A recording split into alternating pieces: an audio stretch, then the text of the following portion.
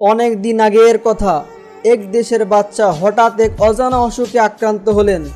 রাজ্য জুড়ে ডাক পড়ল চিকিৎসকদের, ইরান, কাবুল, তুরান, এমনকি গ্রিস থেকেও। অবশেষে এই গ্রিক চিকিৎসক বললেন, এই অসুখের একটাই ওষুধ আছে, আর সেটা তৈরি হবে একটি অল্প বয়সী বালকের হৃদয় থেকে। এক বালককে ধরে আনা হলো।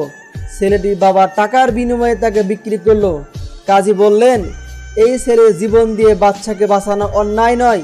সবাই রাজি, কিন্তু শুধু একজন চুপচাপ হেসে চলেছে, সে বালক। জল্লাদ যখন তাকে মৃত্যুর মঞ্চে নিয়ে যাচ্ছে, তখনও তার মুখে হাসি।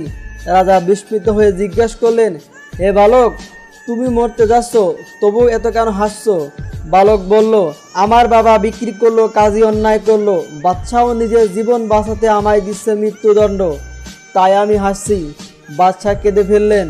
তিনি বালককে মুক্ত করে দিলেন, আর আশ্চর্যজনকভাবে কয়েকদিনের মধ্যে বাচ্চা সুস্থ হয়ে উঠলেন। যে হৃদয় দান করে সেই হৃদয় প্রকৃতভাবে বাঁচায়। অন্যায় করে কেউ সত্যিকার সুস্থ হতে পারে না।